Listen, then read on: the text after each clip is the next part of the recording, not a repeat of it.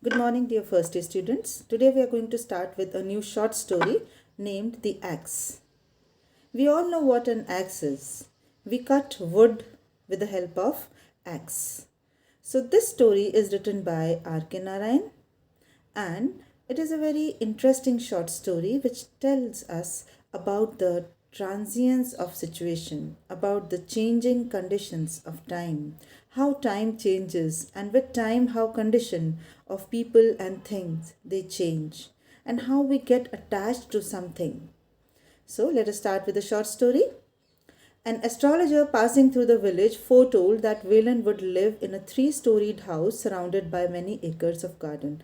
Now, with the very first line, we are introduced to the hero of the short story. He is Velen, and we also come to know that he is a villager as he is living in a village. So, and we also come to know that an astrologer made a prediction. Prediction means to tell in advance, to tell future. A prediction that in future Velen would live in a three-storied house surrounded by many acres of garden. So at this, everybody gathered round young Velen and made fun of him. Why people made fun of him? Because everybody knew his present situation, that he is a poor man, and how this prediction can be true, that he can live in a three-storied house surrounded by many acres of garden in future. For Kopal did not have a more ragged and God-forsaken family than Velen's. His father had mortgaged every bit of property he had and worked with his whole family on other people's lands in return for a few annas a week.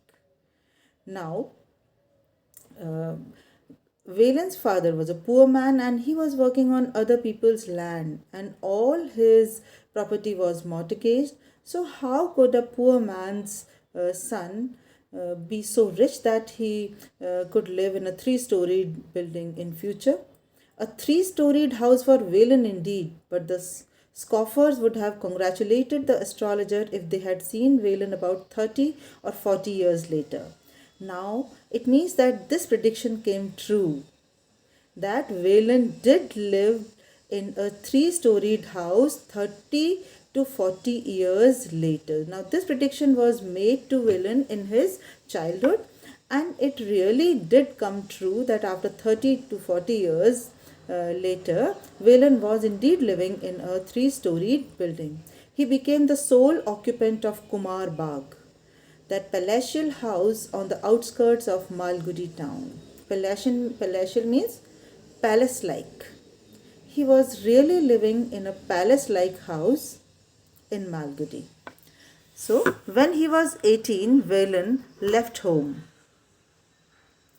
So, we come to know that Velen left his home when he was 18. His father slapped his face one day for coming late with midday meal, and that in the presence of others. Now, you see, children, especially teenagers, are very sensitive. So once Velen was slapped by his father. Why? For a very petty reason, for a very small reason, that he was late in getting meals for his father in the fields, and he did that in the presence of others in the field. Now you see, Velen was slapped in front of other people. So he felt insulted, and Velen put down the basket, glad at his father, and left the place. Now he was so angry, and at the heat of the moment, he left his house and he left his village too. He walked out of the village and walked on till he came to the town. He starved for a couple of days, begged wherever he could, and arrived at Malgudi. Naturally, when an adolescent leaves home, nobody gives him food. So he starved for a couple of days, and even he had to beg for food. But he was so determined not to return that he did not return home, and he arrived at Malgudi, where after much knocking about means after much struggle, an old man took him on to assist him in laying out a garden. So now one old man had pity on him, and he took him as an assistant to help him in gardening. The garden existed only in the mind of the gardener, but there was no garden. It existed in the mind of the gardener, means it was a future garden to be. The garden was yet to be developed. What they could see now was acre upon acre weed covered land. Now, at present, there was no garden, only it was a wasteland sort of land. Velen's main business consisted in destroying all the vegetation he saw. Day after day he sat in the sun and tore up by hand the unwanted plants. Now Velen had a job in hand and he assisted the old man. And what did he do? His job was to pick up all the rubbish growth which was grown on the land in order to make the land smooth and clear. Day after day he sat in the sun and tore up by hand the unwanted plants. And all the jungle gradually disappeared and the land stood as bare as a football field. Now you see, the old man and Velen worked together, and now the wasteland was converted into it was into a very plain sort of land, and you could also say that it looked like a football field, means as plain and clear as a football field.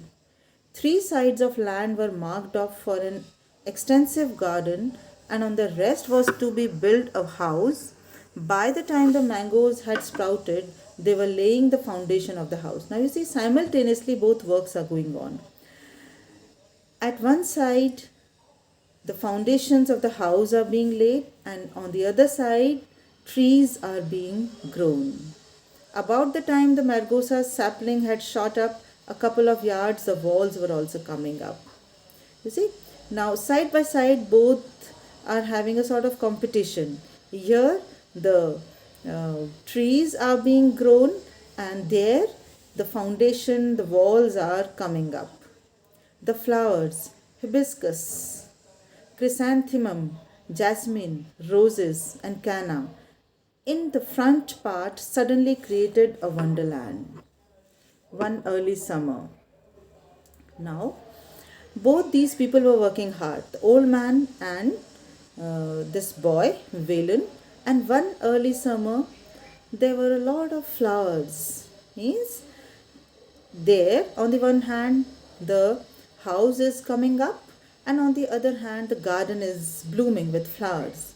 Velen had to race with the bricklayers. Now there was a sort of silent competition among the bricklayers who were constructing the house and among the gardener. So Velen was under a pressure, a sort of pressure to keep up with the bricklayers. He wanted that the height of his plants, the height of his trees should be at par, should be equal with the walls of the newly made house. He was now the chief gardener. The old man had come to assist, had suddenly fallen ill. Now Velen was the chief gardener. He was not an assistant anymore because the old man had fallen ill. Velen was proud of his position and responsibility. Now he was proud of his position and responsibility because he was the whole and soul now of the garden. He keenly watched the progress of the bricklayers and whispered to the plants as he watered them, "Now look sharp, young fellows, the building is going up and up every day. If it is ready and we aren't, we shall be the laughing stock of the town." Now you see how Velen is talking to his plants. He is giving love and affection and feelings to his plants. He's talking that we should be up to date. We should compete with the house. The house will be completed soon. And he says to his plants that if you don't grow up early, people will laugh at us that, see, the building is ready but the garden is not ready.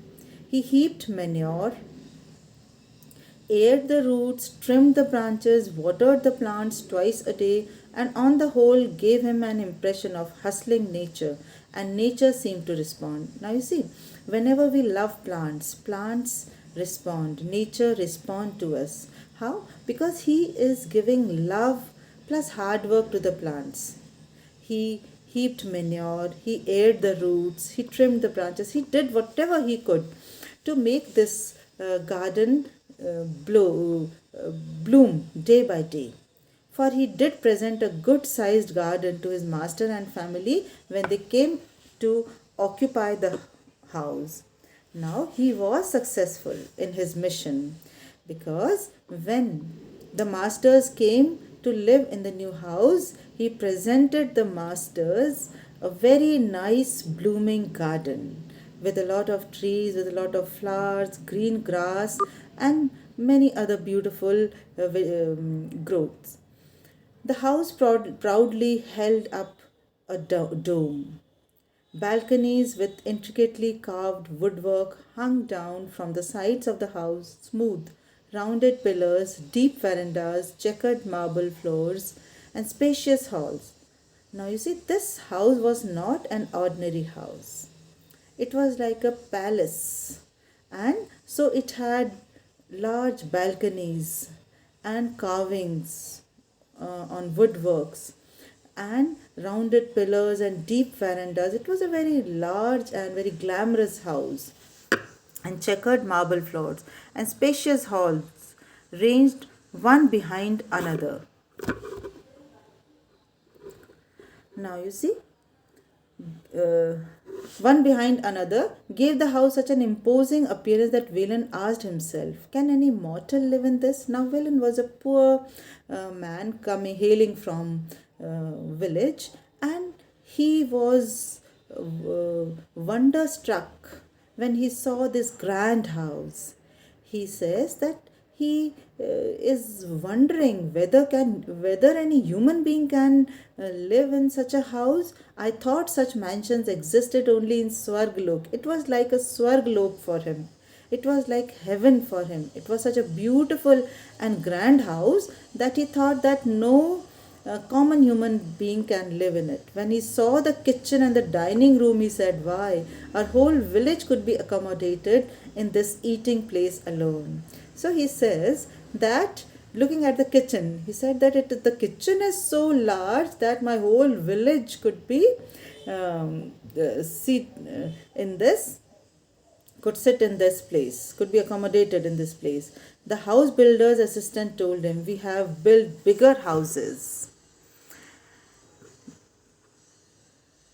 We have built bigger houses, things costing nearly 2 lakhs. What is this house? It has hardly cost your master a lakh of rupees. It is just a little more than ordinary house. That's all." But for the builder, it was not a wonder. Why? Because he has built a lot of other houses. He says that this is nothing. We have built houses costing nearly 2 lakhs. Now you should not compare the construction charges of the present age with the age of R K Narayan. Then lakh or 2 lakh rupees were too much. After returning to his hut, Velen sat a long time trying to grasp the vision, scope, and calculations of the builder of the house. He felt dizzy. Now, he also had a small hut in this house, and he returned to his hut and he was imagining. He was he was pondering on the thing the builder told him, that he has built such houses which cost 2 lakh. He went to the Margosa plant, gripped its stem with his fingers and said, "This is all, you scraggy one? What if you wave your head so high above mine? I can put my fingers around you and shake you up like this. Grow up, little one, grow up, grow fat." Now he is growing jealous, because the house was very, very grand, and he wanted that his trees should also grow fast. So he came and he just shook the Margosa tree and said that you should also compete with the glamour of the house. You should grow up as fast as you can. Have a trunk with 2 pairs of arms can hug. Means you should have such a large trunk that 2 pairs of arms can't hug, and go up and spread. Be fit to stand beside this palace. Means you should suit the grandeur of this house. Don't be so small. Grow up. Otherwise, I will pull you out. And we all know that Velen could not pull that plant out because he has done a lot of hard work. When the margosa tree came up approximately to this vision, the house has acquired mellowness in its appearance. But what happened? When the margosa tree became large, what happened to the house? The house started deteriorating. The luster of the house, the shine of the house became deteriorating.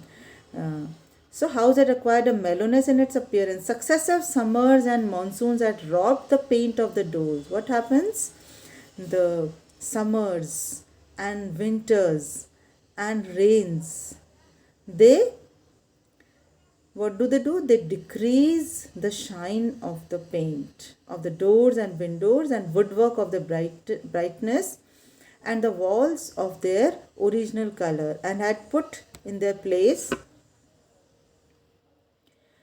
tints and shades of their own choice. And though the house had lost its resplendence, it had now a more human look. Now, what happened after the passage of years and years? Due to a lot of heat and rains and waters, it lost its color, it lost its luster and glamour. So, but now it did not look like a house in Swarglok. It looked like a house on the earth. Hundreds of parrots and manas and unnamed birds lived in the branches of the margosa, and under its shade the master's great grandchildren and the younger grandchildren played and quarreled. Now you see, the master of the house is now so old that he has children and grandchildren and great grandchildren. Nature is growing up, nature is flourishing, but the house is deteriorating. Now, this is also symbolic that man made things are more transient, are more temporary than God made nature. The master walked about leaning on a staff. Now, the master of the house, he has grown old. Staff means a stick. Now he can't walk without a stick. The lady of the house, who had looked such a blooming creature on the inauguration day, was shrunken and grey and spent most of her time in an invalid's chair in the veranda. Now the lady of the house, who had been such a beautiful lady on the inauguration of the house, now she has also become old, and now she is invalid, means she is now handicapped and she can't walk on her own, gazing at the garden with dull eyes. So I stop over here and we'll continue.